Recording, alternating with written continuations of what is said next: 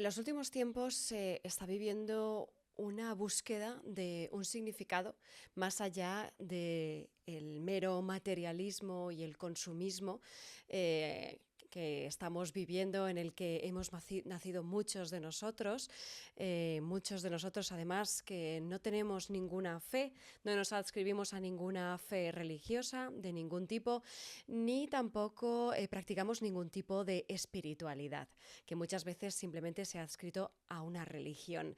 Eh, los jóvenes están buscando significado en estos tiempos turbulentos, en estos tiempos de ecoansiedad, en estos tiempos de desestabilización total, en estos tiempos en los que nada tiene el significado y la solidez que antes tenía, en estos tiempos en los que viven de manera virtual, pero en lo virtual tampoco encuentran el significado y la pertenencia que buscamos todos en nuestra vida y especialmente en la juventud.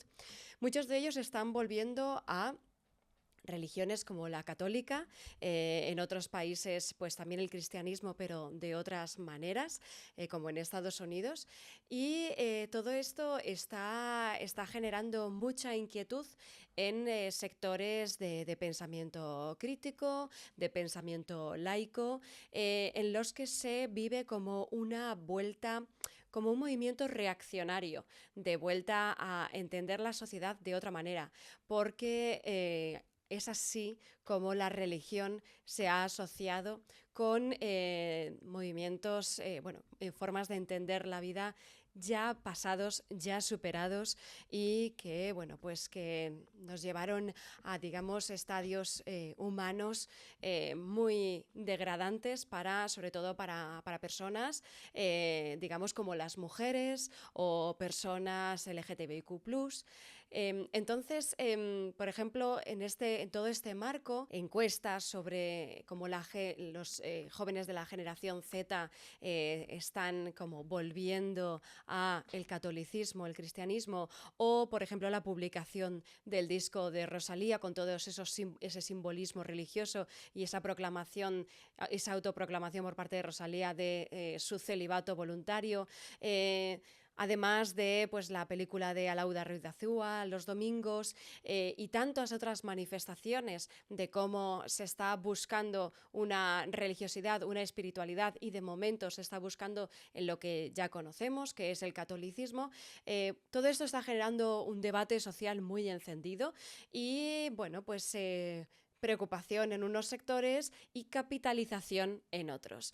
Yo he querido hablar de todo esto con una persona que sea conocedora de la teología, pues de la religión, de la espiritualidad en su sentido más amplio. Y he encontrado la persona perfecta, y lo vais a ver si escucháis o si veis esta conversación que he tenido con Montserrat Escribano Cárcel, que es una persona que es doctora en filosofía, es teóloga también, con un doctorado en neuroteología, con una especialización en teología feminista crítica, también en teología queer o postcolonial. Vais a entender un poco todo este mejunje del que os he hablado, porque yo siempre sabéis que lo relaciono todo mucho, pero es que en mi cabeza todos los puntos se unen. Y gracias a Monse he descubierto que no estaba tan loca como las voces en mi cabeza me dicen, y es que todo esto tiene mucho que ver, y también tiene mucho que ver con esa ecoansiedad, con ese desprecio de esas espiritualidades tradicionales que fueron, digamos, arrasadas por el imperialismo, con esas conciencias de otras culturas, esas otras cosmovisiones que ahora mismo se están un poco redescubriendo. Vamos a ver todo esto en la siguiente conversación, que me parece apasionante, y de verdad, como le digo a Monse en alguna de las respuestas, si se pudiera enmarcar una respuesta, enmarcaría la tuya, porque de verdad que me parece de verdad una pensadora, además tanto con los pies en la tierra profundamente y profundamente actualizada, como pensadora holística a todos los niveles de la religión, la filosofía y de muchas, de la mayoría de las culturas que pueblan este mundo. Nada, os dejo con su entrevista, pero primero, por favor, nuevamente empiezo con el episodio y es que ni siquiera me presento. Hola, soy Paula Martín, soy periodista y soy antropóloga sociocultural, y en este podcast al que te doy la bienvenida, en Cómo hemos llegado hasta aquí, tratamos de explorar al ser humano en este tiempo que nos ha tocado vivir, que algunos llaman antropoceno, y todas las cuestiones que lo atraviesan. En esta temporada, que se llama La Mística, estamos hablando de, pues de todo ese manto de oscurantismo que está recubriendo el mundo en los últimos tiempos y que nos llega muchas veces desde Estados Unidos, otras veces desde otras naciones, con otros movimientos de ultraderecha, pero que también se ve reflejado en esa búsqueda más interior, más espiritual, de otras cosas que pueden hacernos salir también de ese oscurantismo y llevarnos a otra iluminación que nos haga encontrar ciertas respuestas. Así que nada, vamos con ese episodio porque de verdad me parece apasionante esta conversación y te animo a que la escuches hasta el final porque vas a tener algunas sorpresas muy gratas. Así que nada, gracias por estar ahí y sigue escuchando porque te va a merecer la pena. Y como siempre, seguimos hablando en comentarios, seguimos hablando por redes sociales, donde te invito a que me sigas para no perderte ninguno de estos episodios. Y si compartes este episodio, si le das like, si le das a seguir, ya sabes que me ayudas con este proyecto, además de si te suscribes a mi nueva newsletter en Substack, que la encontrarás en las notas del episodio. Nada más, te he dejado con la conversación y gracias de nuevo por escuchar o por ver. ¿Cómo hemos llegado hasta aquí? Con Paula Martín. Montserrat Escribano Cárcel, eres doctora europea en filosofía, licenciada en teología, profesora de la Universidad de la Facultad de Teología de Valencia, presidenta de la Asociación de Teólogas Española, perteneces a la European Society of Women in Theological Research y al grupo de investigación en bioética de la Universidad de Valencia. Además de muchas otras cosas que, bueno, como te he dicho, tienes un currículum impresionante, se puede ver en tu web, y tu ámbito de estudio es la neuroteología y también la teología feminista crítica y las teologías queer y postcoloniales. O sea, vaya, tremendo currículum. Bienvenida, Monse, y muchas gracias por aceptar la invitación, a cómo hemos llegado hasta aquí. Muchísimas gracias, Paula, y para mí es un placer poder hablar de todas estas cuestiones tranquilamente contigo. Genial. Pues mira, Monse, yo cuando te he llamado esta mañana ha sido muy curioso, y también el otro día cuando hablamos por teléfono, porque me has comentado que con tus alumnos, creo que de la universidad, o no sé si del instituto, porque también das clases en un instituto, ¿verdad? Sí. ¿Era en la universidad o en el instituto? Era en la universidad, era en la Facultad de Teología. Vale. Igualmente la edad es importante. Sí. Vale, pues que son todos mayores de edad, por supuesto, porque la mayoría el alumnado es seminarista, también hay una religiosa, o sea que son mayores de edad, sí. Vale. Y me has comentado que estabais escuchando el disco de Rosalía. O sea, el disco de Rosalía se escucha en la Universidad de Teología de Valencia, la de Vicente Ferrer. Sí. Cuéntame, ¿qué es lo que estabais comentando? ¿Cuál era el propósito de esta escucha y qué conclusiones habéis extraído? Bueno, hacía algunos días que no había visto al alumnado, porque he tenido que estar dando algunas clases en Cartagena. Entonces, yo soy profesora de una asignatura que se llama Historia de la Filosofía de la Ciencia y de la Naturaleza, y también de las tecnologías. Entonces, pues ahí intentamos un poco ser conscientes de la actualidad que nos rodea en cuanto a tecnología y sobre todo pues a todo lo que significa la ciencia, ¿no? Pero como estamos dentro de una facultad de teología, pues muchas veces estamos tratando pues los dos ámbitos.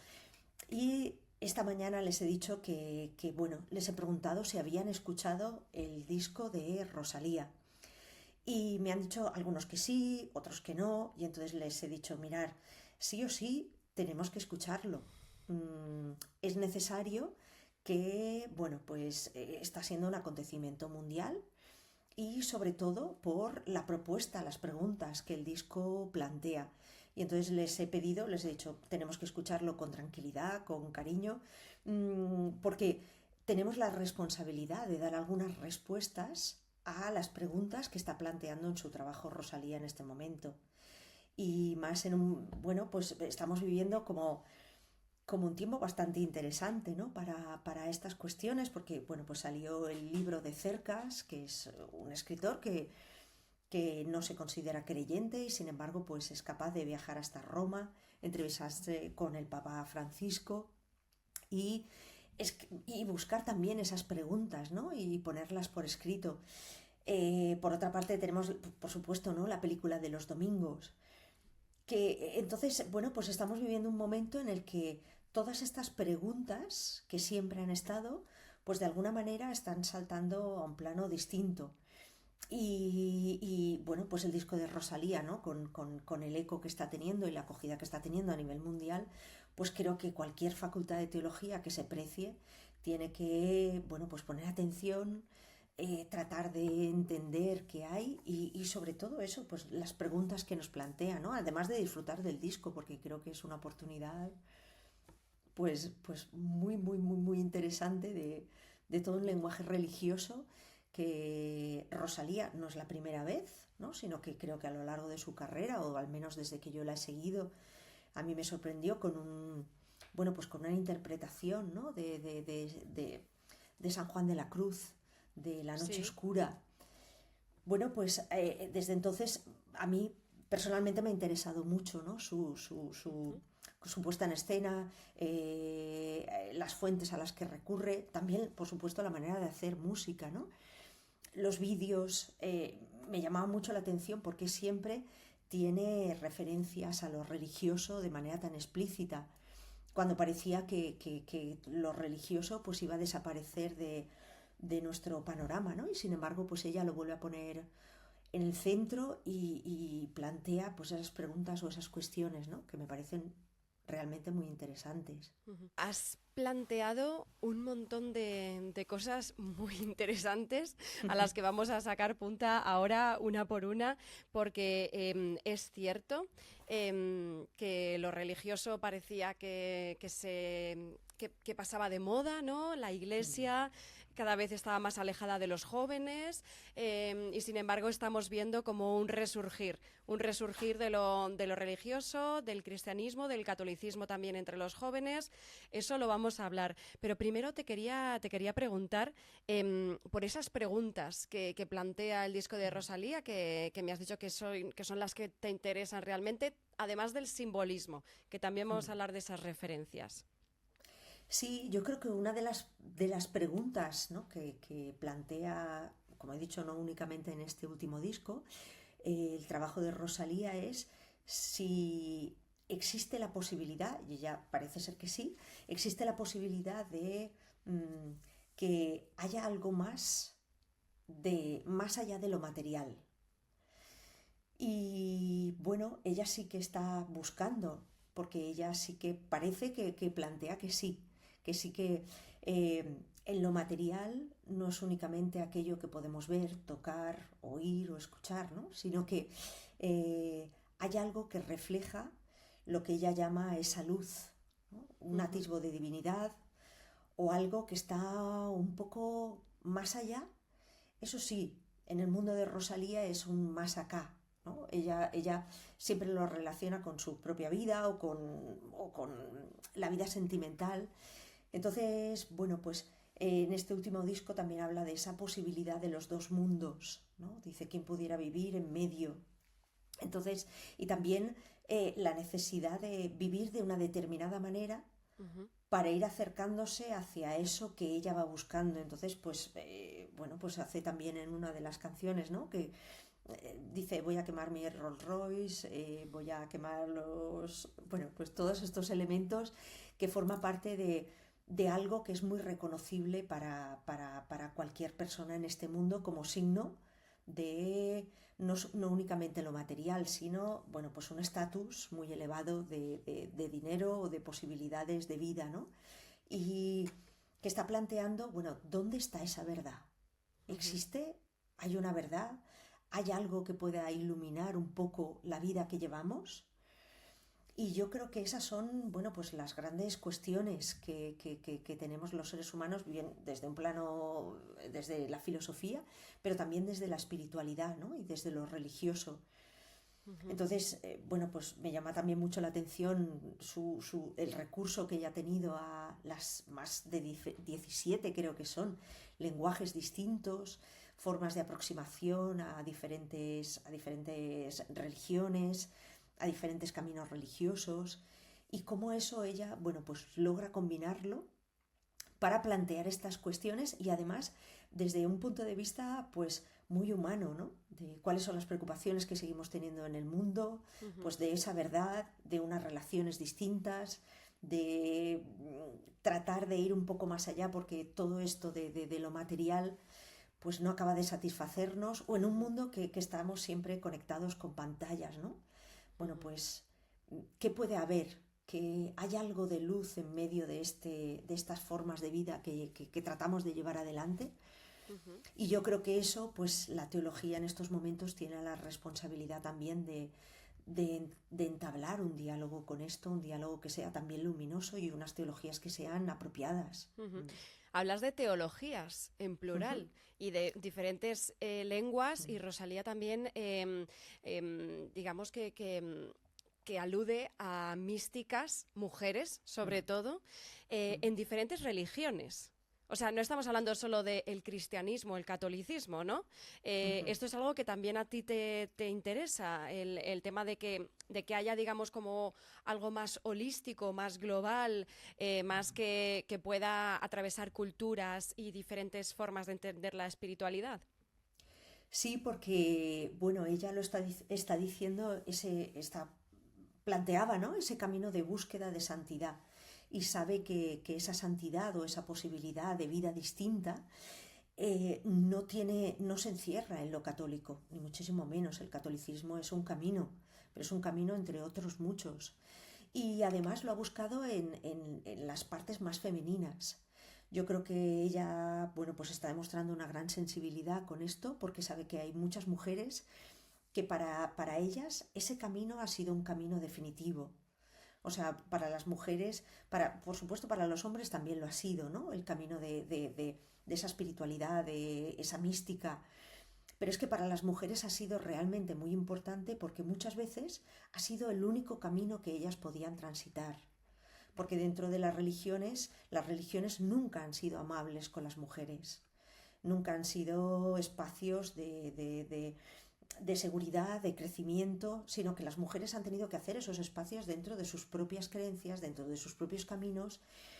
Y incluso para muchas mujeres, pues por ejemplo, una referencia que en el disco es clave es Teresa de Jesús o Santa Rosa de Lima.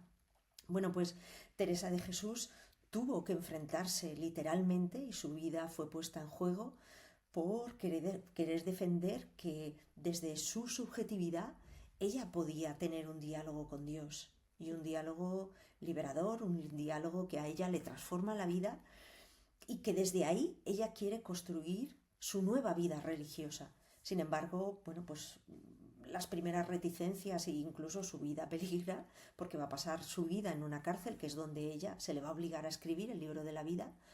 Bueno, pues se tiene que enfrentar al poder masculino, un poder limitante, y gracias a que ella pues tiene mucho valor, tiene mucha inteligencia y tiene mucha capacidad de escritura, ¿no? Es una gran, bueno, pues literata.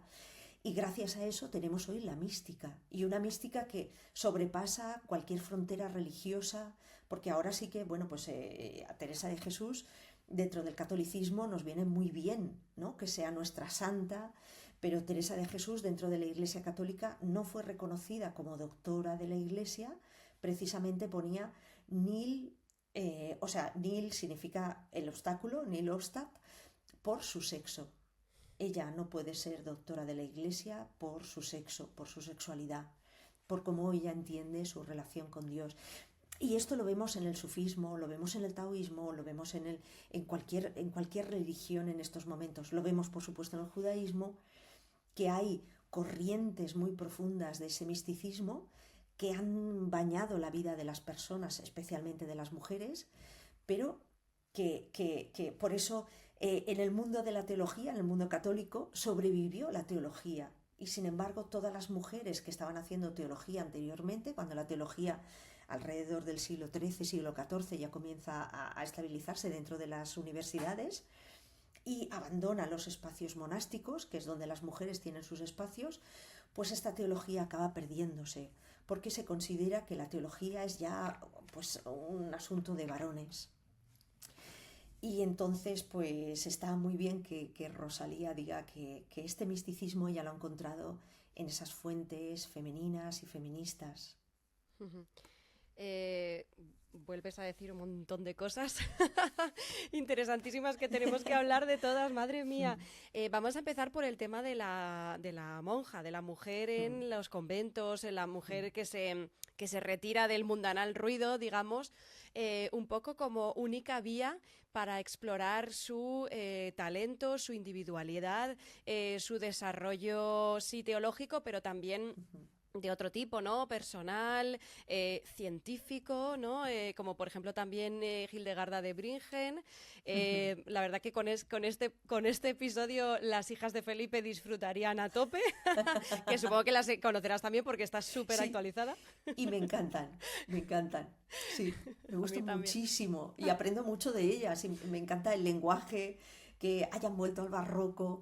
Yo digo, es que gracias por ponernos otra vez en valor todo ese mundo que si no fuera así, pues estaría perdido. Claro. Entonces me gusta mucho ese lenguaje y las formas que tienen y me parece de una inteligencia muy, muy, muy loable, vamos. Sí, de traerlas aquí a nuestra vida, porque al final sí que es cierto que tenemos mucho que ver con esas mujeres que quisieron vivir su vida, no estar sometidas al varón. Y un poco también de eso habla este disco, porque también Rosalía se ha hablado mucho de cómo se la estaba devolviendo a los hombres que la habían hecho daño, digamos, en los últimos tiempos, ¿no? Con La Perla y con otros y tal, y que ella afirma estar ahora mismo viviendo un periodo de celibato voluntario.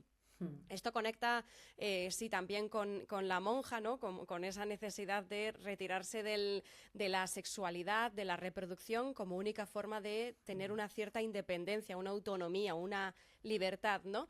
Pero conecta también con ciertos movimientos que está habiendo actualmente de celibato voluntario, por ejemplo, en Corea, no sé si lo conoces, el de las 4K, creo, sí, ¿no?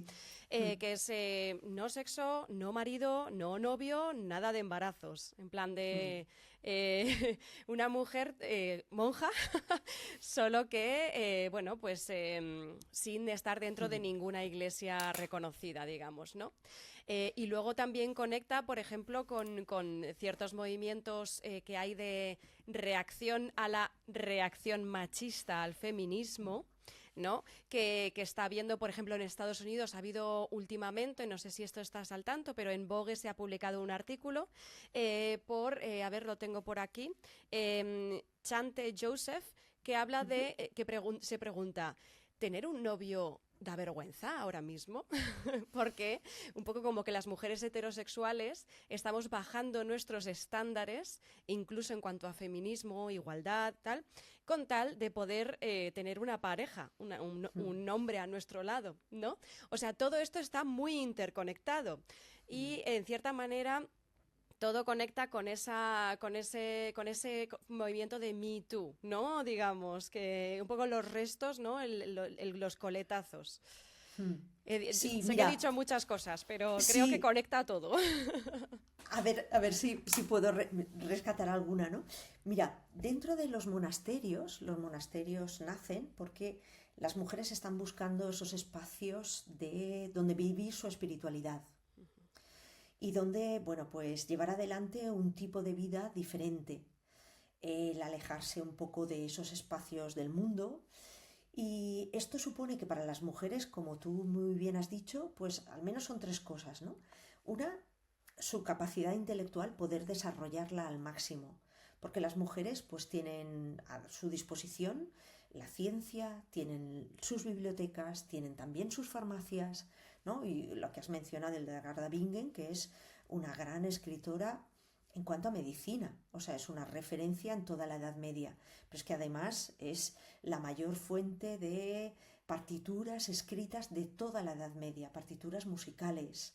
Además, escribe para sus monjas teatro, es decir, es todo un conjunto de una vida que se puede llevar adelante junto con otras mujeres en un mismo espacio, poniendo, pues ellas seguían una regla, en el caso de Hildegard de Bingen o de otras, pues la regla benedictina, la regla dominicana, la regla, la que sea, la que fuera, ¿no? Pero siempre hay muchos espacios de libertad. Eso por una parte, poder vivir una vida religiosa junto con otras mujeres, en el cual ellas van a tener sus propias, bueno, adaptaciones de esas normas de vida. Pero por otra parte está también el tema económico. Muchas de estas mujeres han heredado sus propias dotes y saben que si se casan, pues automáticamente ese dinero pasa a gestionarlo el varón. Y ellas pierden su capacidad y muchas de ellas no están dispuestas porque aportan a sus matrimonios dotes mucho más importantes que la que aportan los varones, ¿no? Y por otra parte, espacios donde poder crecer en subjetividad. Yo creo que esto ahora lo entendemos muy bien, hace unos años quizás entendía menos, ¿no? Pero porque no ha habido tantos espacios para las mujeres para que pudieran decidir por ellas mismas.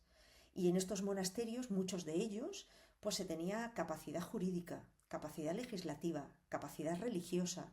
Incluso muchas de estas monjas, como el del Gardabingen u otros, tenían la capacidad de predicar.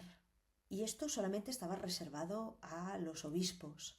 Entonces son mujeres que van a crear teología, van a crear imaginarios, van a crear metáforas, van a crear lenguajes.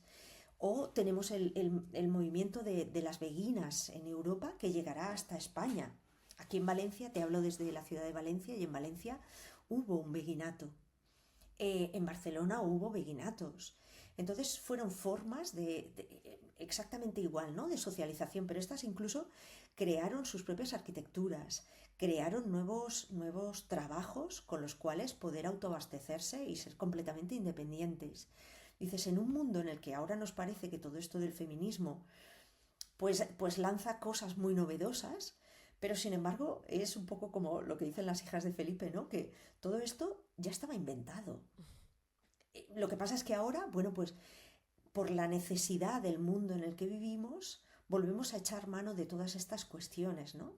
Entonces, el que haya muchas mujeres que hoy en día no únicamente que decidan quedarse solteras, sino que, bueno, sabemos lo que en el mundo del nacionalcatolicismo, ¿no?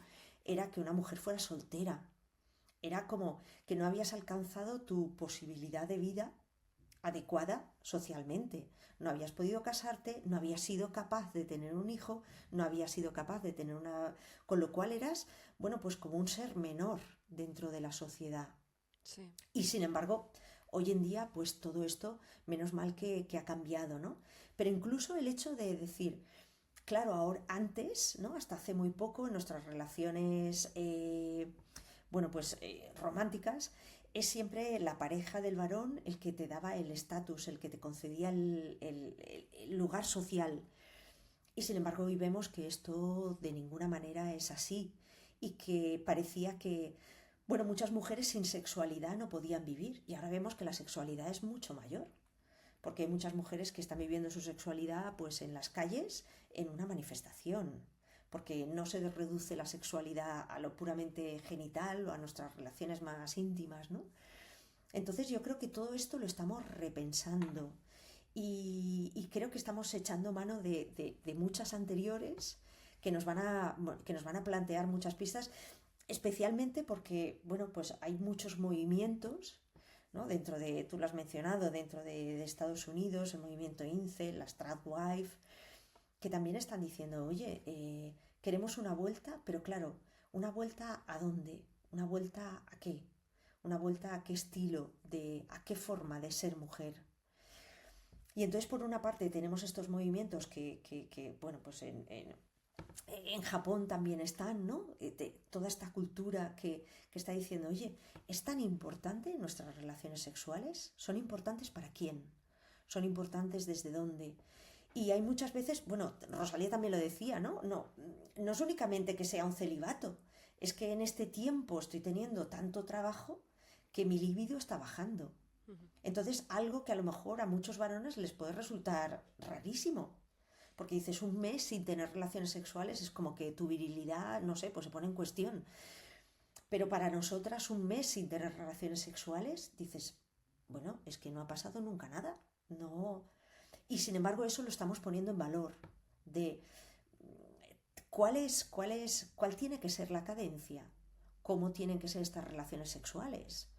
O incluso eso, pues tienen que ser relaciones sexuales únicamente con un varón, o puede ser desde tu propia imaginación, en fin, que creo que estas cuestiones pues ahora están apareciendo y nos están haciendo mucho bien, porque están repensando, están dando posibilidades de que nos relacionemos de otra manera.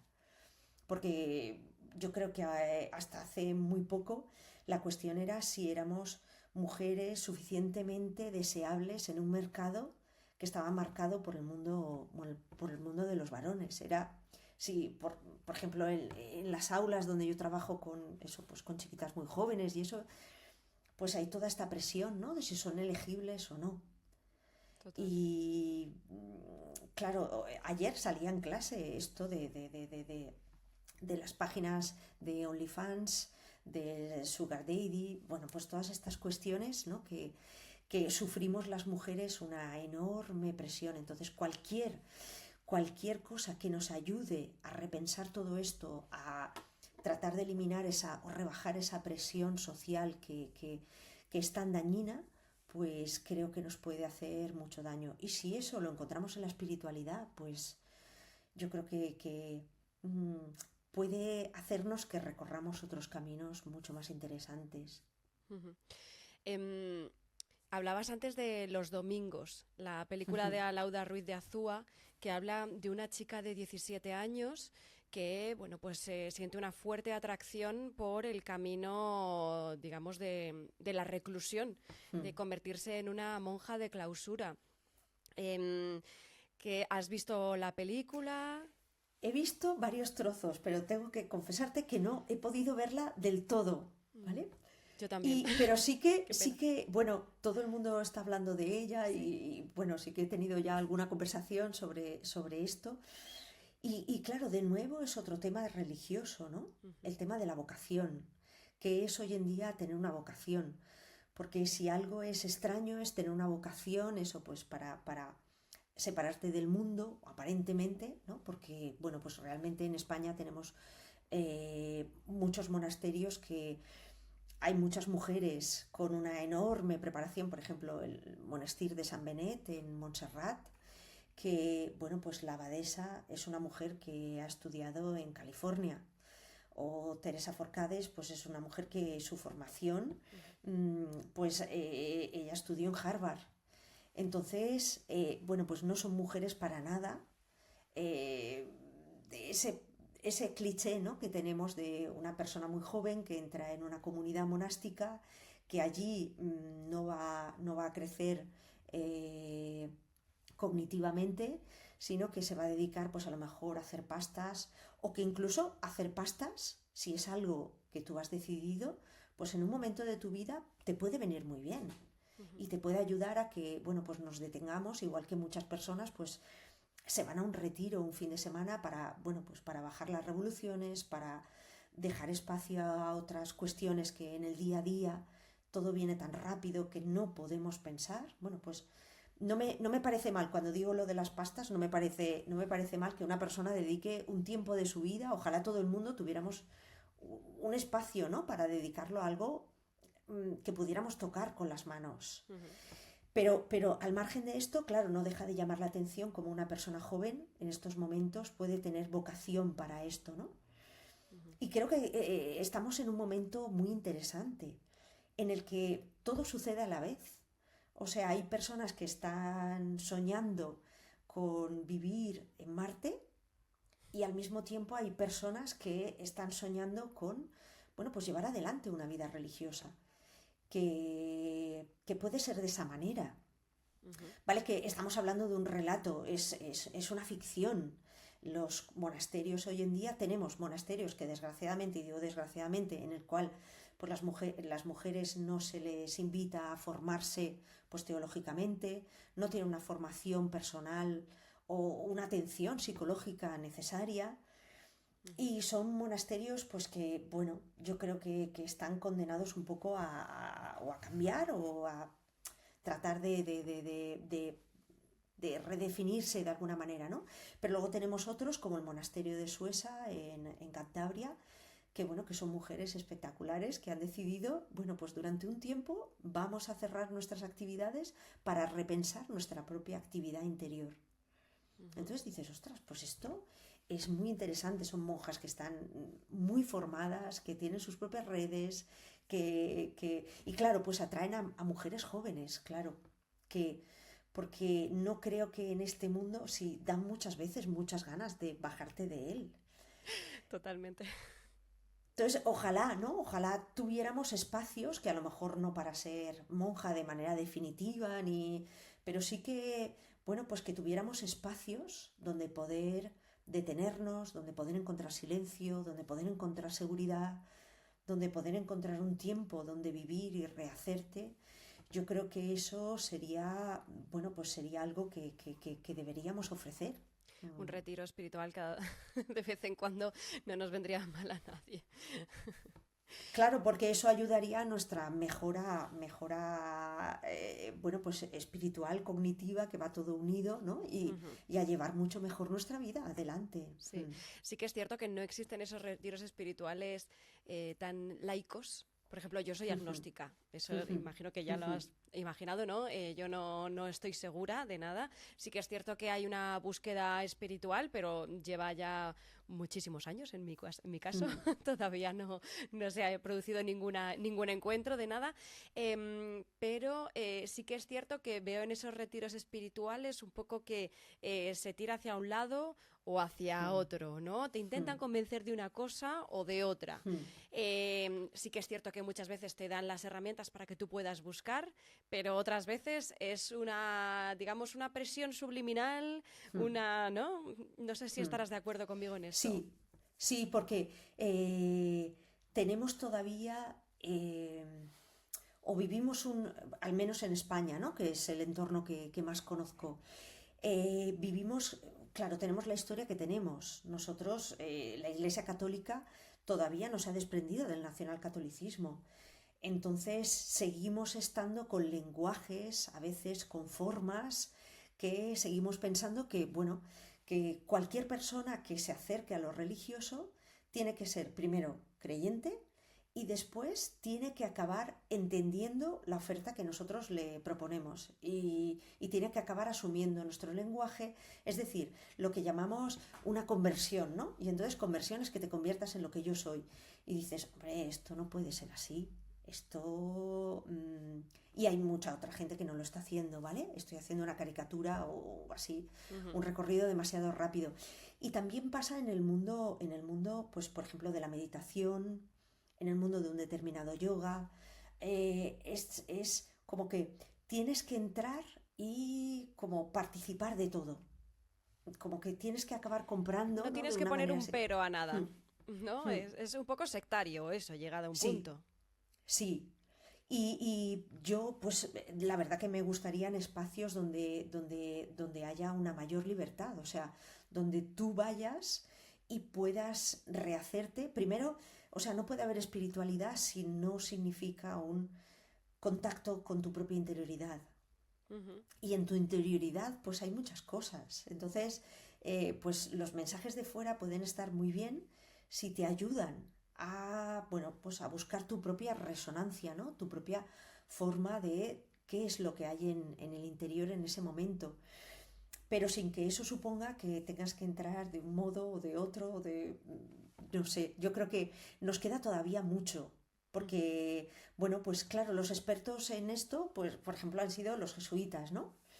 Entonces, los jesuitas siempre pues, han sido una congregación que, bueno, pues que han hecho ejercicios de lo espiritual. Ellos son expertos en ejercicios espirituales. Claro, y desde el feminismo, desde las teólogas feministas, les estamos diciendo, oye, claro, pero es que ese lenguaje es un lenguaje puramente masculino. Entonces, para las mujeres entrar en ese lenguaje espiritualmente, mujeres que ya son religiosas, que han hecho ya su vida, ¿vale? Y que han ido a miles de retiros de este estilo, hay que hacer una fuerza muy grande, incluso a veces violencia, para entrar en ese tipo de lenguajes, de formas, de expresiones, porque no son las de las mujeres. Entonces, bueno, pues hay todo un movimiento que está repensando cada una de esas espiritualidades y no te digo exactamente lo mismo, ¿no? Mira, este fin de semana, el pasado, tuvimos la Asociación de Teólogas Española, pues tuvo sus jornadas que se celebran cada año en Madrid.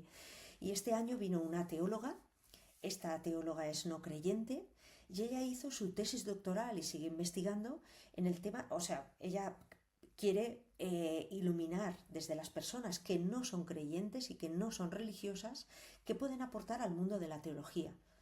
Bueno, pues fue una conferencia fantástica y fue muy iluminador escuchar lo que ella tenía que decirle, porque casi siempre pensamos lo religioso y a las personas no religiosas como decir, bueno, pero a lo mejor si tenemos un poco de calma, si les damos nuestras pautas, pues acabarán. Pero es que los caminos de la luz quizá no sean religiosos solo. Claro. Entonces, cada persona tiene su propio momento, su propio tiempo, su propia temporalidad interior, ¿no? Y sus propias necesidades. Entonces, ¿por qué hay tanta gente que lo está buscando en, bueno, pues en la meditación, pero también en el deporte, pero también en el propio consumo? Bueno, porque seguimos siendo personas de preguntas, ¿no? Y yo creo que ahí es donde nos encontramos. Ujú. Sí, todos tenemos preguntas y vacíos que llenar, que la materialidad pura no está en crisis, digamos, este predicamento de lo individual y lo material, el consumismo, ¿no? Como lo único que te llena. Sí que me interesa hablar del tema de los Gen Z, ¿no? Las generaciones más jóvenes. Yo, digamos que soy millennial, ya de últimos 30, pero sí que es cierto que, bueno, que también nos hacemos preguntas, pero no llegamos al punto de los Gen Z que están abrazando la religión, el catolicismo. Bueno, digamos, también hay como ciertos movimientos católicos que van directamente a los jóvenes, como Hakuna Matata y otros que no, que se basan en los retiros, como hemos hablado antes, en la música, ¿no? Para acercarse más a los jóvenes y tal. Pero desde un punto de vista y una adscripción que no son de las que estamos hablando tú y yo. Un punto, Sí, digamos, como más sí. normativo católico español, nacional Sí, católico. estamos viviendo un momento que yo creo que es de un catolicismo identitario, le llaman las sociólogas y los sociólogos, ¿no?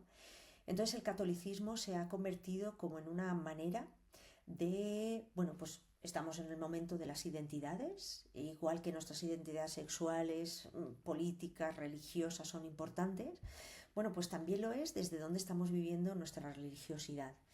Y esa identidad, claro, ¿qué es lo que está ofreciendo en un mundo que, como tú decías, ¿no? Pues todas las instituciones están puestas en cuestión, el futuro cada vez es un futuro más recortado, los futuros para las personas especialmente muy jóvenes, ¿no? Y para todas nosotras también, son cada vez más indeterminados, más indecisos.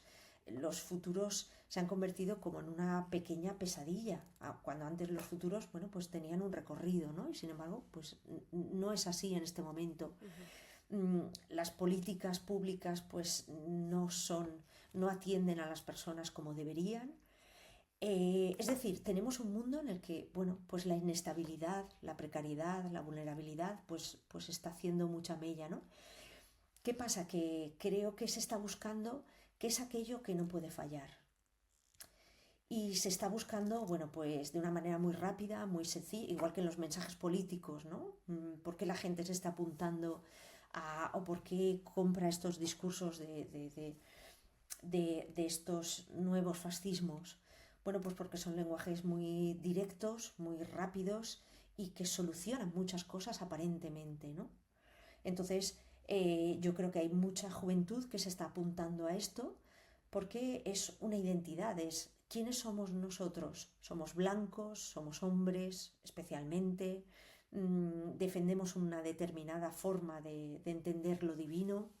Por eso hay muchas Eucaristías que se están celebrando en latín, que las mujeres se sientan en un lado, que las mujeres llevan el velo, que los varones exhiben pues su masculinidad. Entonces son espacios de esas nuevas masculinidades tóxicas y en el cual encuentran pues un refugio en lo religioso. Y que también, bueno, pues nuestras iglesias católicas, desde los arzobispados, desde los obispados, desde los lugares de poder, no se está sabiendo poner freno a esto y se está mezclando todo. Entonces son siempre movimientos, tú los has nombrado, además movimientos que en España tienen mucha fuerza, pues lo sabemos bien, ¿no? Opus Dei, movimiento neocatecumenal, en los cuales se busca otro tipo de espiritualidad. Siempre es una espiritualidad, por mucho que sea una espiritualidad institucional, pero siempre es una espiritualidad de los míos, los que son como yo, el generar una élite, el que mis hijos vayan a un determinado colegio, que luego vayan a una determinada universidad y que eso no deje de funcionar dentro de un espacio muy marcado económico, o sea, de un marco capitalista muy brutal. ¿Por qué? Porque yo quiero dejarle a mis hijos lo mejor, ¿no? Y lo mejor, pues en esta cultura meritocrática, pues es una determinada idea de Dios, una determinada idea de familia, una determinada idea de la reproducción. Eso sí, siempre a costa del cuerpo de las mujeres y siempre a costa de que las mujeres eso vuelvan. Creo que has visto estas noticias, ¿no? Estos días que en Estados Unidos se vuelve a reclamar que las mujeres no voten. Sí. Y está pasando también en Europa, ¿no? Bueno, pues que las mujeres se queden en casa, que cocinen. Y a mí me encanta cocinar, ¿eh? O sea que no me parece una mala cuestión. Pero sí me parece una cosa que muy poco tiene que ver con la espiritualidad liberadora del Evangelio, con esa espiritualidad en el cual las mujeres se apuntaron al movimiento de Jesús de Nazaret porque experimentaron una enorme libertad. Y sin embargo, ¿qué nos está pasando? Que las personas, o sobre todo estas generaciones más jóvenes, ¿no? Pues por la fuerza que tiene el grupo, por la fuerza que tiene la música, por la fuerza que tiene el encontrar un sitio, ¿no? Que es seguro aparentemente para mí, bueno, pues puedo estar eso, adorando al Santísimo, que yo siempre digo que es una práctica religiosa, eclesial, muy buena, pero cuando se sale de adorar al Santísimo, hay que volver a la tierra y tienes que volver a pensar o a escuchar esa pregunta, que es la primera que se lanza ya en la Biblia, que dice, ¿dónde está tu hermano? ¿Dónde está tu hermana? Porque esto no es un club de yoga para escuchar canciones con una teología bastante simple, o sea, porque es pues Dios me ama, yo amo a Dios y poco más, ¿no? Cuando la teología pues es una cosa muchísimo más seria. Y porque, bueno, pues uno puede estar ahí dentro, pero luego dices, ya, pero es que estamos en el mundo para transformarlo, no transformar cualquier cosa, no transformar mi propia vida, sino transformar la injusticia, transformar las muertes, transformar aquello que no llega a la luz. Es que, y si quitamos esto, pues quitamos el Evangelio. Y el Evangelio a veces, bueno, pues está muy desactivado de estos grupos, ¿no? Y son grupos que se busca pues el número, es una iglesia joven, es una iglesia que las fotos pues realmente son muy atractivas, ¿no? Y desde luego ir a una JMJ a Roma, pero ¿quién no quiere ir con 20 años a Roma con 2000 jóvenes, o sea, pasando toda la noche conociendo a gente? O sea, eso es muy atrayente, yo también lo hice, ¿no? En mi época, pero luego dices, ya, pero es que el Evangelio nos habla de otras cosas. De eso también, pero nos está hablando de otras cosas que son las importantes. Esa no es la importante no es el número, ni esos grupos, ni...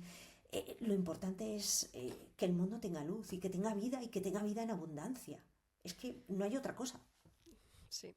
Si se pudiera enmarcar una respuesta a una pregunta, enmarcaría esta que acabas de hacer, pero te quiero preguntar por el movimiento MAGA, efectivamente en Estados Unidos, ¿verdad? Que hablan de ese movimiento de vuelta de las mujeres al sometimiento total al varón por medio del matrimonio, por medio de de la religión, vemos lo de las tradwives, y todo está revestido con, bueno, pues con un supuesto cristianismo, que sí que es cierto que, bueno, tienen todos los signos, aparecen, bueno, pues digamos, apareció Marco Rubio con la señal de la ceniza, ¿verdad? El miércoles de ceniza apareció en una retransmisión por televisión, como que todos se dirigen a Dios tal cual.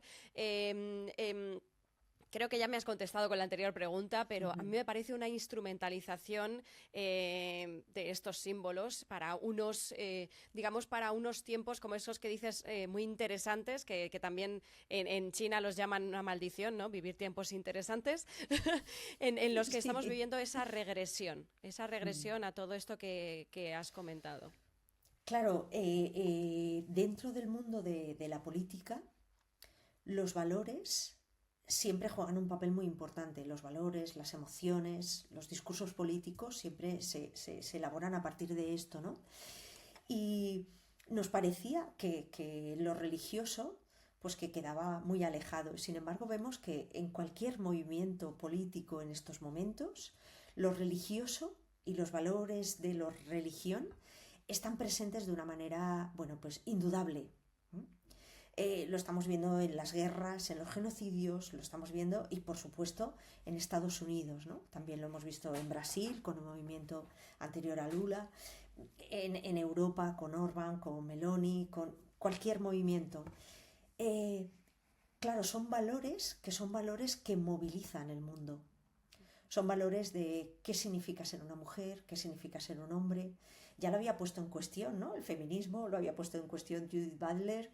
Y sin embargo, claro, ellos se han reapropiado y además han dicho, sí, sí, muy bien, pero el mundo sufre esta desestabilización por culpa de esa pérdida de esos referentes hacia lo religioso. Entonces lo que se está haciendo es un esfuerzo muy grande para decir, oye, esta vuelta hacia ese tipo de lo religioso, bueno, pues puede salvarnos, porque puede reanimar la economía, porque por supuesto la economía va lo primero, porque puede reanimar una nueva forma de vida en la cual vamos a ser tremendamente felices, ¿no? Y esto es un poco lo que se está vendiendo. Además es lo que Dios quiere, porque Dios nos ha bendecido con, bueno, pues hemos ganado las elecciones, el pueblo está con nosotros y eso supone la bendición de Dios. Entonces, si Dios está de nuestro lado, ¿quién estará en contra nuestra, no? Esto muchas mujeres ven que esto es un filón económico enorme, porque los valores, al menos en Estados Unidos, nunca van solos. Los valores no es una cuestión mental, es una cuestión siempre de qué espacios todavía no hemos conquistado y que pueden ser capitalizados. Y estos espacios están siendo capitalizados, ¿no?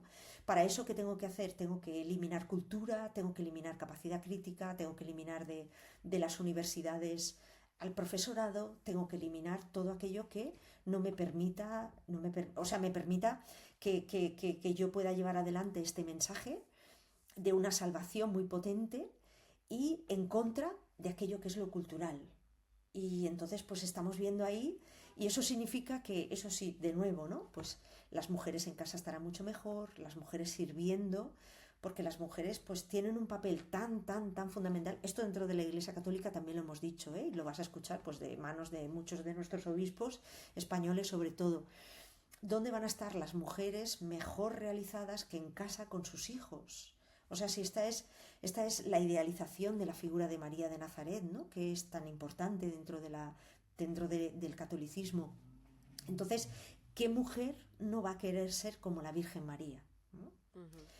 Claro, yo también soy profesora de Mariología dentro de mi facultad de teología, ¿no? Entonces, claro, dices, vamos a ver, es que estos modelos de estas figuras de María, mujeres calladas, mujeres sometidas, eso sí, de nuevo, el sometimiento y el silenciamiento siempre va con la disposición de tu cuerpo, porque cualquiera de estos movimientos siempre reclaman que tu cuerpo esté siempre disponible.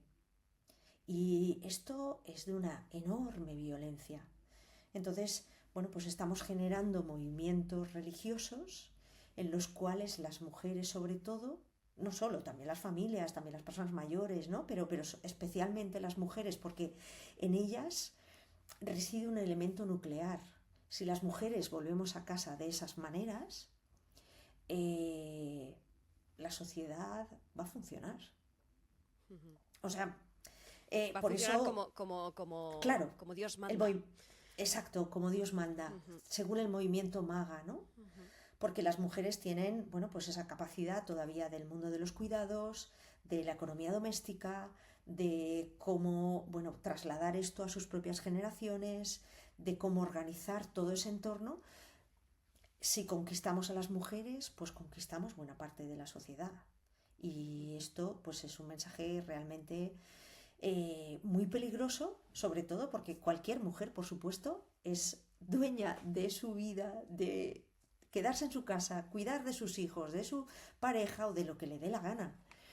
Pero claro, de estos modos, pues entran de un modo muy fascista.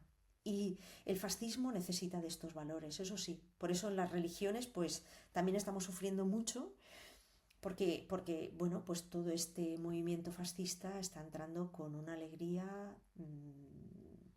Y, por ejemplo, en Sevilla, ¿no? Lo hemos visto, creo que era este fin de semana, con estos fascistas que han entrado en una iglesia de los dominicos, siempre han tenido una espiritualidad pues muy abierta, muy del estudio, ¿no? Sí. Y por dejar que en sus espacios pues personas LGTBIQ+ celebraran, pues han entrado pues un grupo de fascistas amenazándoles, chillándoles. Entonces dices, yo estoy esperando de verdad que el arzobispado de Sevilla pues haga un comunicado de esto. No sé si lo habrá hecho a estas horas, ¿vale? Pero no lo ha hecho. Entonces dices, ¿cuáles son los derechos eclesiales que tenemos las mujeres, que tenemos un movimiento LGTB o cualquier persona dentro de la iglesia frente a esta agresión que estamos viendo y que la Iglesia Católica no está sabiendo pararlo? Totalmente. Y que en muchos casos lo está alimentando. Y si tú alimentas a las fieras te van a morder. Y bueno, es un poco lo que nos está pasando. Eso sí, con canciones de Hakuna, todo muy bonito. Y entonces, bueno. Vive y deja vivir, ¿verdad? Sí, y además no solamente vive y deja vivir, sino vamos buscando, o sea, lo que decía el Papa Francisco, y este Papa también lo está marcando, el bien común, la justicia social, las posibilidades de vida buena, y que todo el mundo dentro de la Iglesia, el Papa Francisco dijo todos, todos, todos. No unos pocos, sino todo el mundo, cualquiera debería tener un espacio y sentirse que esta es su casa. Y sin embargo, las mujeres poco espacio han tenido dentro de la Iglesia católica especialmente, pero bueno, en general en el cristianismo, ¿no? ¿Por qué la Iglesia dio la espalda a las mujeres siglos después de Jesús de Nazaret, ¿no? Cuando éste precisamente había defendido la igualdad de los hombres y las mujeres, ¿no? Se acercó además especialmente a aquellas caídas, a los pobres, a los desamparados, ¿no? Y sin embargo, como tú comentas, bueno, y también como yo he hablado en un episodio anterior sobre la caza de las brujas, ¿no? Con el paso de los siglos, el establecimiento del cristianismo en el Imperio Romano, fue aumentando la misoginia dentro de la propia Iglesia, hasta que en los siglos XIII y XIV se prohibió a las mujeres el acceso a los monasterios, que eran los centros del saber, ¿no? ¿Cómo sucedió este proceso? ¿Cómo se dio? ¿Qué respuesta le das tú? ¿Y cómo lo acomodas también en tu propia práctica, en tu propia fe y en tu propia profesión? A veces te confieso que con mucha dificultad, ¿eh? Pero mira, así te voy a por hacerlo un poco más, por si es un poco más gráfico y nos ayuda. Mira, dentro de la Iglesia hay como tres momentos que a mí me gusta pues destacar. El primero es cuando las mujeres encuentran a Jesús de Nazaret. Es cierto que esas mujeres que tenían ya una espiritualidad, que es la espiritualidad judía, bueno, pues ellas también han buscado liberación en sus propias espiritualidades. Pero cuando encuentran a Jesús ven que es un algo distinto. Por eso estas mujeres se van a apuntar. Pero ese movimiento no es únicamente de las mujeres hacia Jesús, sino que va a ser también al contrario. Jesús de Nazaret va a ser alguien que aprenda de esa libertad y de esas formas que las mujeres están poniendo en práctica, porque las mujeres se están jugando la vida. Uh-huh. Y al contrario también, o sea, Jesús de Nazaret, una de las razones por las cuales va a acabar en una cruz, va a ser porque se deja tocar públicamente por las mujeres y come con ellas. Entonces, bueno, pues se va a producir ahí un movimiento muy interesante. Hay una teóloga feminista que es doctora, bueno, es catedrática en la Universidad de Harvard, que ella hizo un estudio de los inicios del cristianismo, en la cual decía, es que la Iglesia sobrevivió, o sea, empezó ese movimiento porque era un movimiento de mujeres, con lo cual a nadie le importaba. Las mujeres dejaron sus espacios, las mujeres que tenían posibilidades dejaron sus casas para que pues otras mujeres pudieran reunirse allí, que eso sirviera para la celebración del pan y del vino y de la atención a los pobres, eso siempre, la atención a las necesidades de las personas que había. Pero ese fue el nacimiento de la Iglesia. Se fueron uniendo también siempre varones, pero fue principalmente un movimiento de mujeres. Lo que pasa es que después, bueno, pues vienen figuras que van a ser ensalzadas, como la figura de Pablo, de San Pablo, de Pablo de Tarso, ¿no? Que va a ser uno de los primeros y no hay que quitarle ningún mérito porque va a ser como el gran, bueno, pues evangelizador. Pero es que Pablo nunca va a ir solo.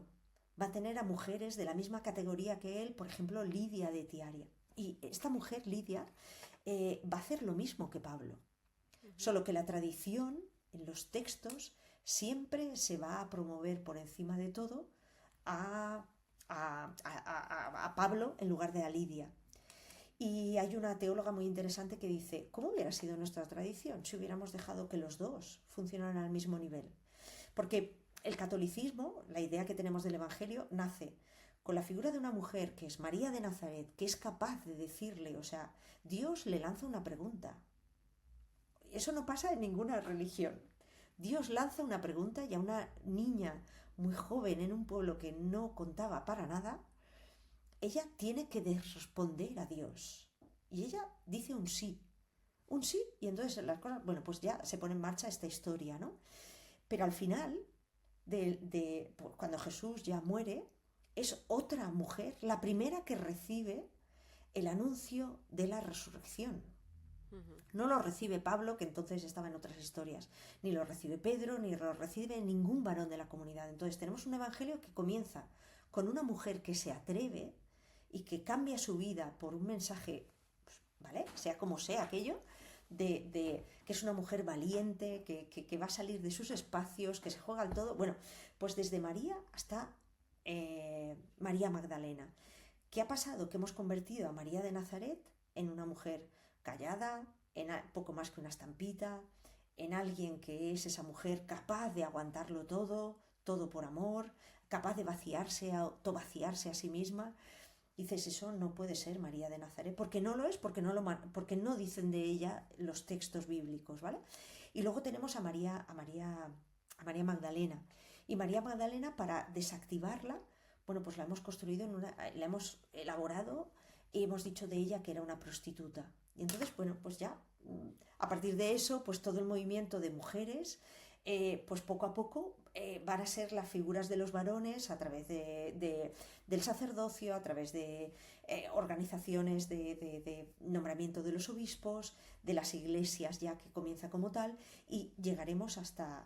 Luego otro punto muy interesante es que, por ejemplo, las mujeres siempre van a seguir manteniendo esa búsqueda constante de espacios. Entonces, igual que tenemos el movimiento de la patrística, que son los santos padres, pues tenemos un montón de literatura de esas madres que se van al desierto, que están en los monasterios, que empiezan a hacer teología también desde los primeros siglos, pero por supuesto, pues esos textos, muchos de ellos han desaparecido y los que consideramos, pues nos pasa como hoy en día, no han sido citados, por lo tanto ya no entran dentro de los cánones, y poco a poco esto que llamamos la damnatio memoriae, ¿no? Pues se ha ido borrando o tratando de desdibujar todo ese trabajo que han hecho las mujeres. Y después otro momento, y te lo digo así muy rápido, es el Concilio de Trento. Todas estas mujeres, ¿no?, que hemos visto que a lo largo de la historia han tenido espacios propios, dinero propio, capacidad teológica propia, bueno, pues el Concilio de Trento, decide que las mujeres, todas en sus monasterios, tienen que depender de los obispos o de los arzobispos o del propio Papa. Eso hace que las mujeres ya no tengan autonomía. Y además les van a imponer una clausura que es física, que es las rejas, con lo cual, y también dos figuras, una, la del confesor, con lo cual toda la manipulación de su propia interioridad, toda esa violencia, además de sexual, pues de tu propia manipulación, ¿no?, de tu propia espiritualidad. Y por otra parte, la figura de un visitador, es decir, alguien que es definido por el arzobispado, por supuesto un varón, los tres, que va a introducirse en tu monasterio y al cual tú tienes que rendirle cuentas de tu economía, de lo que hacen todas las monjas, de cuáles son las entradas y las salidas y por qué. Y eso sigue pasando en la actualidad. Entonces dices, ostras, vamos a ver. Esto, claro, el Concilio de Trento lo hizo muy bien. Y es cierto que las mujeres pusieron una enorme reticencia, o sea, lucharon todo lo que pudieron para que Trento no entrara en sus monasterios. Pero al final eso fue una imposición y no pudieron decirle que no al papado. Y la última es, la Iglesia, nuestro último concilio, ¿no?, el Concilio Vaticano II, que yo siempre digo que 23 mujeres que no se sabe, o sea, se sabe muy poco porque dentro del catolicismo tampoco esto nunca se cuenta, que 23 mujeres fueron invitadas al Concilio Vaticano II, que es el concilio mayor dentro de la Iglesia Católica del mundo del tiempo contemporáneo. Y estas 23 mujeres lograron cambiar, o sea, exigieron el lenguaje inclusivo, plantearon las cuestiones que en aquella época, en los años 60, las mujeres ya se planteaban: sacerdocio, el divorcio, la píldora, y tener presencia, que gracias a ellas pues las mujeres podemos estudiar teología en las facultades, porque fueron ellas las que dijeron, no, las mujeres tenemos que estudiar teología, tenemos que producir teología y no ser únicamente objeto de las teologías de los varones. Y ahí seguimos estando, o sea, porque esto sigue siendo un camino de reivindicación. El Papa Francisco pues ayudó un poco, puso a determinadas mujeres muy importantes en puestos de decisión fundamentales dentro del Vaticano, pero claro, no deja de ser, determinados puestos, ¿no?, cuando necesitamos una mayor, igualdad eclesial, por supuesto, pero también muchos mayores derechos eclesiales, y necesitamos, sobre todo, rehacer, yo siempre digo, el derecho canónico, porque el derecho canónico es el que establece qué puede hacer quién, cómo se define alguien, y desde luego el panorama que plantea para las mujeres el derecho canónico es terrible. Es terrible.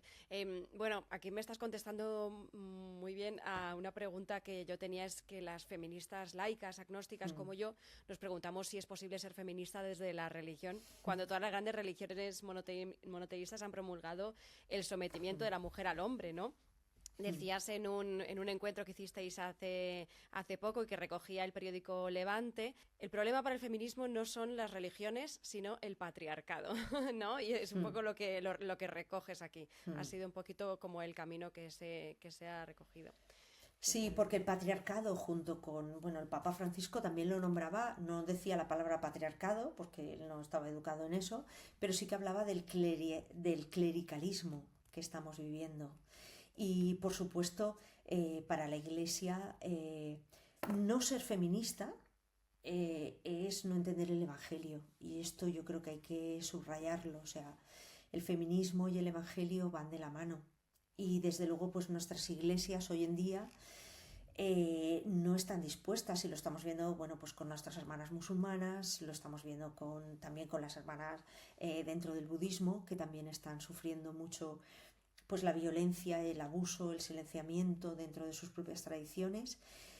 Y sin embargo, claro, por eso necesitamos el feminismo, o sea, porque Siempre dicen que el feminismo nace pues a partir del siglo XVI y así. Yo digo, bueno, si leyéramos, ¿no? Quién es, por ejemplo, la figura de María de Nazaret desde esta perspectiva en los evangelios, es que es de un feminismo muy radical. ¿Vale? Que ella ni se situaba allí, ni Jesús de Nazaret va a utilizar la palabra feminismo, por supuesto, ¿no? Pero si feminismo es una igualdad radical, una toma de postura de derechos y un cambio social, pues desde luego es así en las tradiciones. Lo que pasa es que pues las interpretaciones, por ejemplo, dentro de las facultades de teología no está nada bien visto que todas las bibliografías que ofrecemos al alumnado aparezcan libros de feminismo. Ya. Yeah. No hay mujeres que están ocupando cátedras en España, no hay ninguna rectora en estos momentos de una facultad de teología. Entonces, ¿cómo va a cambiar la teología si las mujeres o el feminismo, esta perspectiva feminista, que dentro de la Iglesia Católica está admitida? O sea, hay una interpretación feminista que está perfectamente admitida, pero siempre está vista con reticencias, con mucho cuidado, si no es con violencia, o sea, bueno. Así que nos queda camino por hacer todavía. Mucho, desde todas partes. Pero bueno, me interesa mucho esta asignatura que das de la filosofía de la naturaleza y la ciencia dentro de la teología. ¿Desde qué perspectiva acomodas la religión, la ciencia y la naturaleza? Sí, mira, es una asignatura muy interesante y que, claro, como abarca mucho, porque también es filosofía de la tecnología, entonces ya es, bueno, pero es una asignatura muy bonita porque, bueno, pues nos hace repensar cuáles son esos principios de los cuales, como sabes, bueno, pues la filosofía y el pensamiento científico nacen de la mano en Grecia, ¿no? En esas colonias jonias en donde, bueno, pues Tales de Mileto o Anaximandro comienzan a pensar la realidad. Y en esa realidad, bueno, pues buscan unos principios, buscan un porqué. Y luego toda la filosofía se irá desarrollando por ahí. Entonces, claro, es muy interesante ver esta asignatura también desde esa perspectiva. Porque yo, claro, trato de decirles, oye, tenemos que estudiar a Platón, ¿no? Porque Platón pues va haciendo todo un desarrollo de lo que es la realidad, su teoría del conocimiento, pero no os olvidéis, Perictione es su madre, y su madre era perteneciente a la escuela era una gran pitagórica, y Perictione le transmite el amor a los números a su propio hijo, a Platón. Por eso Platón, en su propia academia, va a permitir que las mujeres puedan estudiar, ¿vale? Que tiene también un pensamiento así un poco esto, pero él permite a las mujeres que entren en la academia y además pues él desarrollará, bueno, pues un conocimiento matemático muy importante. Él dirá, no se puede ser filósofo o filósofa sin conocer matemáticas profundamente, ¿no? Esto cambia ya con Aristóteles, porque Aristóteles va a tener unas perlas acerca de las mujeres. Se ve que no le debió ir tan bien con su madre o con sus hermanas porque Buena interpretación. no sé, como Alejandro Magno, no lo sé qué pensaría, pero desde luego pues lo que él escribe ya acerca de las mujeres y su capacidad cognitiva deja mucho que desear, ¿no? Y precisamente es más Aristóteles el que, por ejemplo, el pensamiento de Santo Tomás de Aquino lo va a asimilar, porque bueno, pues él recupera ese pensamiento, ¿no? Y con ese pensamiento también se cuela bueno, pues toda esta misoginia, ¿no? Toda esta capacidad de ver a las mujeres. Entonces, trato, ¿no? de ir haciendo ese recorrido de la historia, de la filosofía, de la ciencia, cómo se va desarrollando, mientras, bueno, pues vamos viendo otras cuestiones que decir, bueno, ¿qué han pensado las mujeres en el siglo XVI? O sea, y obligarles un poco, más que obligarles, pues invitarles, ¿no? A decir, oye, Descartes, pues si no hubiera sido por Isabel, pues jamás hubiera acabado de escribir el método de la manera en que lo hizo, o hubiera transformado, hubiera repensado esa disociación que él tenía tan grande entre la mente y el espíritu, ¿no? Entonces dices, pero la verdad que hay que hacer un esfuerzo grande porque no lo ven mucho, no soy una profesora que tenga mucho éxito, eso también te lo digo. Sí, la verdad que siempre como digamos que parecen como cosas antagónicas, ¿no? O que la Sí. religión debe dominar por encima de la naturaleza, ¿no? Como se ha establecido un poco, como, bueno, pues dominar la naturaleza, no sé qué, ¿no? Como ciertos predicados que se establecen como dogmas y que, bueno, pues que la religión, o sea, o que la ciencia también nace de Dios, tal, ¿no? Como que siempre se ha situado en un plano de sometimiento, digamos, cualquier otro tipo de conocimiento o de conciencia.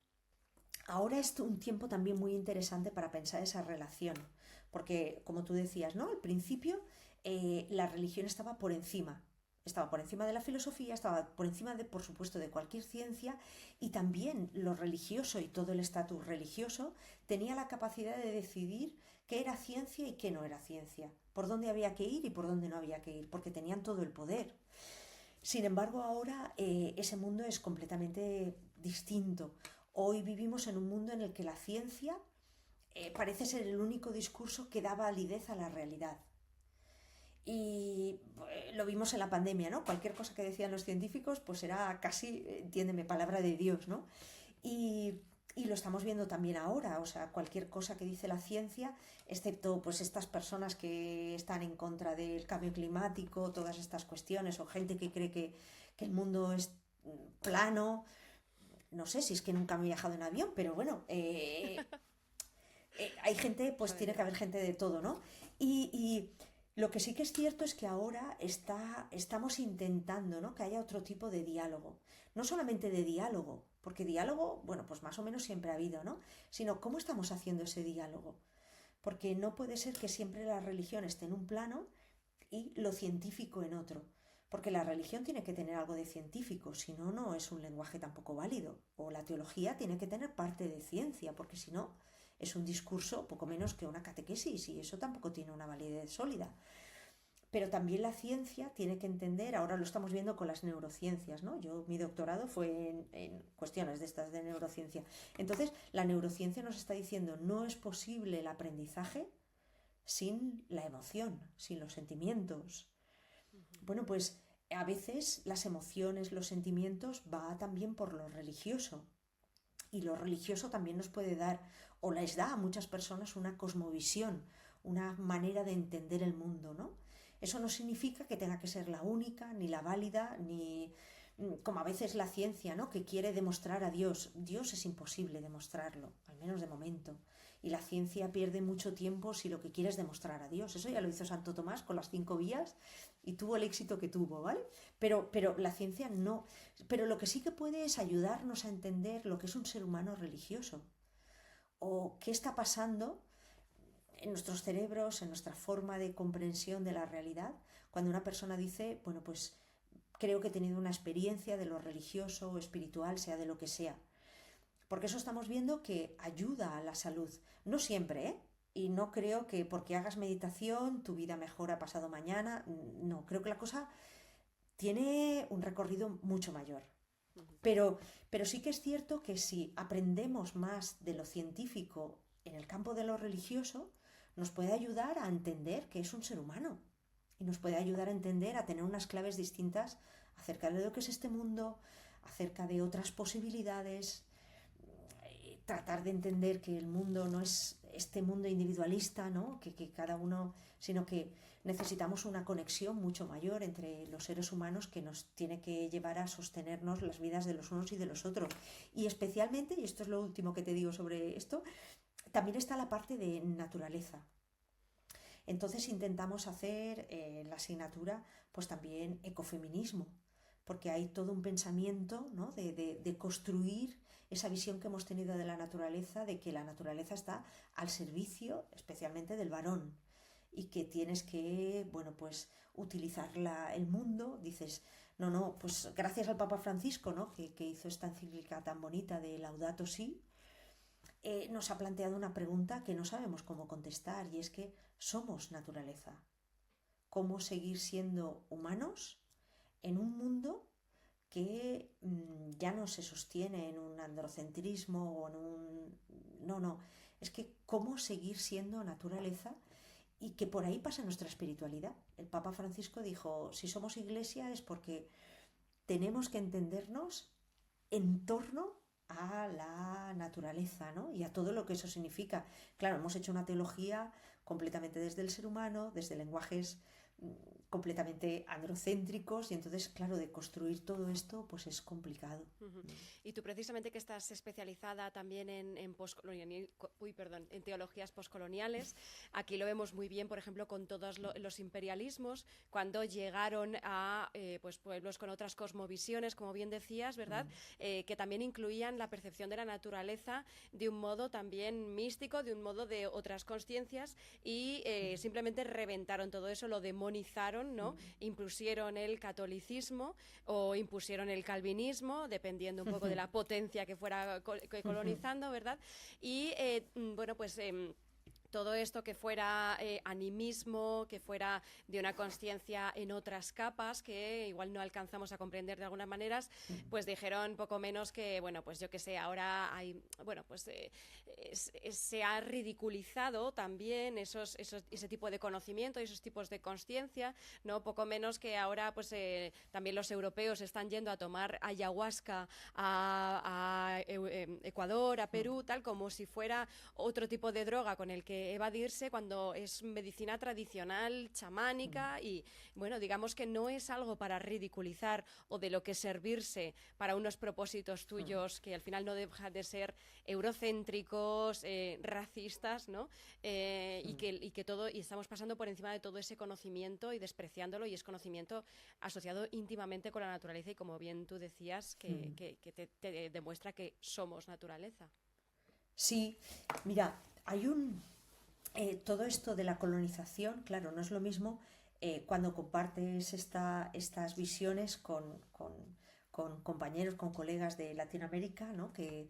Y tú lo estás diciendo desde Europa, ¿no? Desde una Europa, eso, privilegiada, blanca, que seguimos racializando el mundo. Y esto es un lenguaje que todavía no ha permeado las teologías. Sí, en ciertos, por ejemplo, en Países Bajos, esto se está trabajando mucho, en ciertas partes de Alemania también, pero en España está calando muy poco.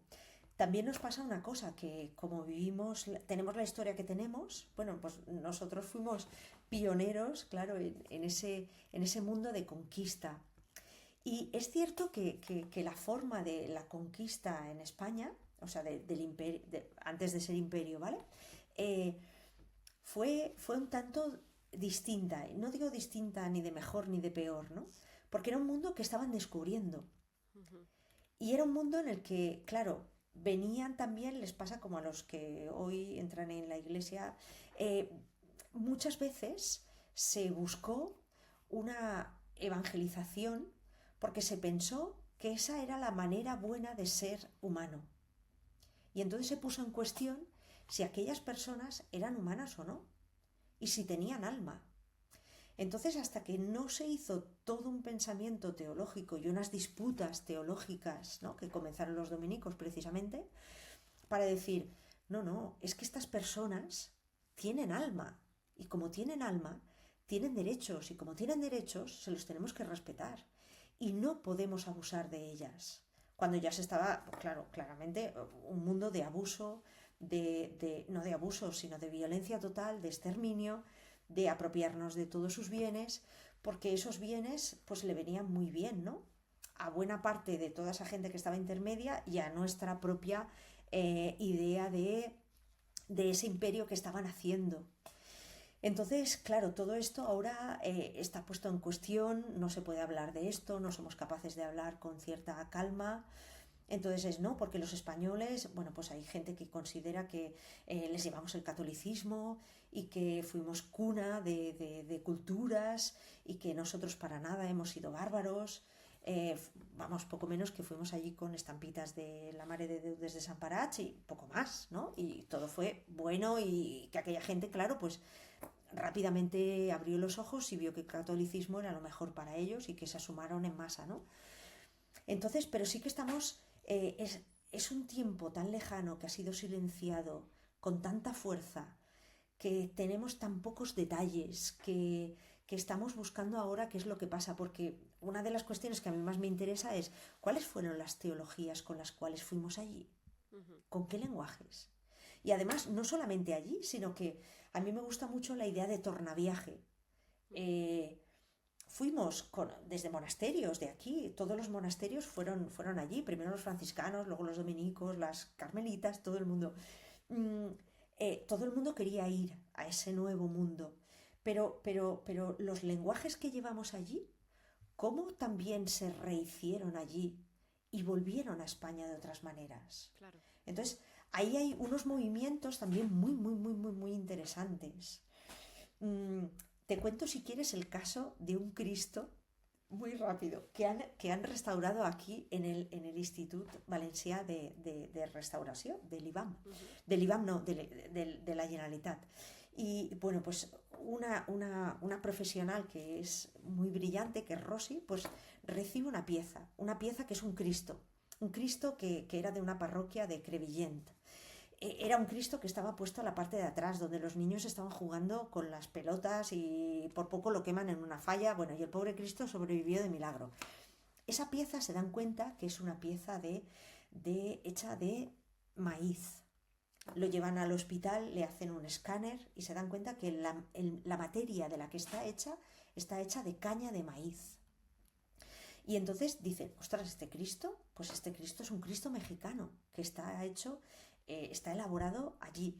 Total, que gracias al trabajo, increíble de esta restauradora, bueno, pues se dan cuenta que había sido un Cristo que allí, porque está datado junto con otros Cristos, que había distintas fábricas de elaboración de divinidades. Se llega a un nuevo mundo, se quiere cambiar la religión y se quiere imponer una nueva religión. Entonces, todas esas figuras que los aztecas, los mexicas, ya estaban realizando con sus técnicas, les dicen, bueno, ya olvidaros de vuestros dioses porque ahora vais a hacer cristos, vais a hacer vírgenes. Claro, algunas de esas llegarán aquí a España, como ese Cristo. Y pasa una cosa muy interesante, como esta Rosy es tan genial en su trabajo, pues no se contenta con únicamente restaurar, sino que va quitando capas y va bajando para buscar esos materiales. Y en una de tantas, pues llega a las uñas y se da cuenta que las uñas son uñas humanas. ¡Ostras! Y entonces hay muy pocos Cristos que estén datados, son Cristos todos hechos en Latinoamérica, ¿vale? Que han venido aquí. Entonces, claro, ahora está la pregunta. Esas uñas que están datadas, ¿vale? Las llevaron a un laboratorio y se han datado, es de alguien 500 o 450 años antes de elaborarse esa pieza, que es un Cristo normal y corriente. Entonces la pregunta es, ¿podría ser esto también una forma de resistencia? Es decir, construimos las divinidades que nos estáis diciendo, pero nosotros vamos a introducir otras formas. Vamos a introducir algo que es lo nuestro. Porque si no, tú no guardas unas uñas de nadie 500, 400 años. No. Entonces dices, bueno, pues nos estamos encontrando, o bueno, también desde la antropología, ¿no? Se está sobre todo investigando esta espiritualidad, cómo esa espiritualidad transformó sobre todo a las mujeres, ¿no? Cómo las transformó, pero no únicamente fueron formas, en la mayor parte de los casos sí, pero no siempre fueron casos de sometimiento, sino que ellas consiguieron rehacer muchos de esos espacios para construir algo nuevo. Y algo nuevo que luego lanzaron aquí a España y lanzaron también a Europa, porque de allí, todo lo que venía de allí, aquí era muy apreciado. Entonces, bueno, pues estamos en un momento de a ver si conseguimos sacar estas historias que nos hagan repensar también la propia idea de colonialidad y de decolonialidad, porque creo que nos puede ayudar a entender un poco más estos lenguajes, ¿no? Teológicos que se llevaban allí, que bueno, y que todavía tenemos mucho que aprender. Sí, todavía. Bueno, nos podríamos estar así, yo creo, horas, ¿eh? Seguro. Pero lo tenemos que dejar aquí porque la verdad que los tiempos de esto son otros. Pero me ha parecido muy interesante y muy iluminador también lo que hemos hablado. Te agradezco muchísimo tu tiempo, toda tu reflexión y toda esa revisión que estáis haciendo las teólogas feministas sobre todos estos temas, porque la verdad que hace falta y es muy inspirador que también lo podáis hacer, también para mujeres que no estamos dentro de la iglesia o que no, ¿no? Sí. Pero el camino es el mismo y te agradezco muchísimo, Paula, pues tu interés, la atención hacia estos temas que yo creo que eso, que nos pueden ayudar, que nos pueden iluminar y que pueden hacer el mundo un poco más vivible. Así que te lo agradezco de corazón. Gracias a ti y nada, pues nos seguimos escuchando y seguimos dialogando de estos temas. Por supuesto, estamos a vuestro servicio. Así que muchísimas gracias, Paula.